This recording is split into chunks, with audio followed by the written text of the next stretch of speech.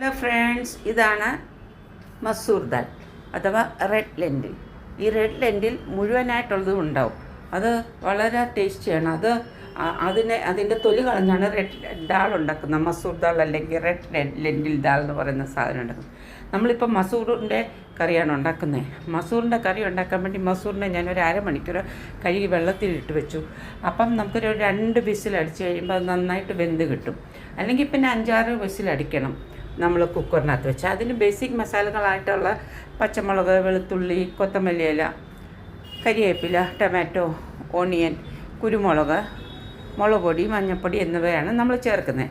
അല്ലെങ്കിൽ നമുക്ക് പ്രത്യേകിച്ച് മല്ലിപ്പൊടിയും ഗരം മസാലപ്പൊടിയൊന്നും ചേർക്കേണ്ട ആവശ്യമില്ല. അതൊക്കെ ചേർക്കണമെന്ന് ഇഷ്ടമുണ്ടെങ്കിൽ നിങ്ങൾക്ക് നിങ്ങളുടെ ടേസ്റ്റ് അനുസരിച്ച് ചേഞ്ച് ചെയ്യാം. എന്താ, ഞാനൊരു 2 വിസിൽ അടിച്ച് കഴിഞ്ഞപ്പോൾ നോക്കാം മസൂറങ്ങ് നന്നായിട്ട് വെന്ത് കഴിഞ്ഞു.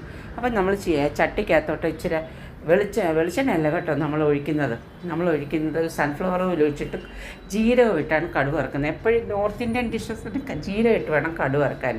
പിന്നെ അതിനകത്തോട്ട് ഉള്ളിയും പച്ചമുളകും ചതച്ച് വെച്ച വെളുത്തുള്ളിയും കൊത്തമല്ലി ഇലയല്ല എന്താണ് പറയുന്നത്, നമ്മൾ കരിവേപ്പിലയും എല്ലാം കൊടുത്ത് നന്നായിട്ട് അങ്ങോട്ട് മൂപ്പിച്ചെടുത്തു.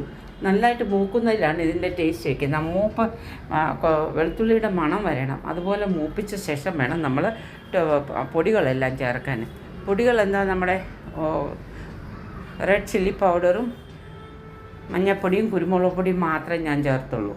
പിന്നെ അത് ചേർത്ത് അത് മൂത്ത് കഴിഞ്ഞപ്പോൾ ടൊമാറ്റോയും ഒരു 2 സ്പൂൺ വെള്ളവും കൂടെ ചേർത്ത് നമ്മളത് ഇച്ചിരി ഉപ്പും ചേർത്ത് നന്നായിട്ട് ഇളക്കി അടച്ചു വെച്ചു. അതൊന്ന് മാഷാകാൻ വേണ്ടി. ടൊമാറ്റോ ഒന്ന് മാഷായി കഴിഞ്ഞ ശേഷം പിന്നെ നമുക്ക് മസൂർ വേവിച്ച് വെച്ചിരിക്കുന്നിടത്ത് ഒഴിക്കാം. അത് ഒഴിച്ചു കഴിഞ്ഞ് അത് വെന്ത് കഴിഞ്ഞ ശേഷം മസൂറും ചേർത്ത് പിന്നെ അത്രയേ ഉള്ളൂ ശരിക്കും പറഞ്ഞാൽ കറി ഉണ്ടാക്കാനുള്ളത്. പിന്നെ നമുക്ക് ഇഷ്ടത്തിനുള്ള അത്രയും വെള്ളം ഒഴിക്കുക. ഞാൻ ഇച്ചിരി കൂടെ വെള്ളം ഒഴിച്ചു, കാരണം അത് വളരെയധികം കുറുകിയതായിരുന്നു. അതിന് ഇരുന്നും കുറച്ച് കുറുകും. അതുകൊണ്ട് ഇച്ചിരി വെള്ളം കൂടെ ചേർത്തു. ഞാനിത് കഴിക്കുന്ന ഒന്നീ ചപ്പാത്തി, പുട്ട്, പാവ്, ബ്രെഡ് എന്തിൻ്റെ കൂടെയും കഴിക്കാം. നമ്മൾ കടലക്കറി കൂട്ടുന്ന എല്ലാത്തിൻ്റെയും കൂടെ കഴിക്കാം. അതുപോലെ തന്നെ തുവരപ്പരിപ്പിനൊക്കെ ഗ്യാസ് ഉണ്ട്. ഇതിന് ഗ്യാസ് ഇല്ലാത്തതുകൊണ്ട് ഇത് വളരെ ഹെൽത്ത് ബെനിഫിറ്റാണ്. നിങ്ങളെല്ലാവരും ട്രൈ ചെയ്ത് നോക്കിയിട്ട് ഫീഡ്ബാക്ക് അറിയണം. സബ്സ്ക്രൈബ് ചെയ്യണം. Okay, bye bye, thank you.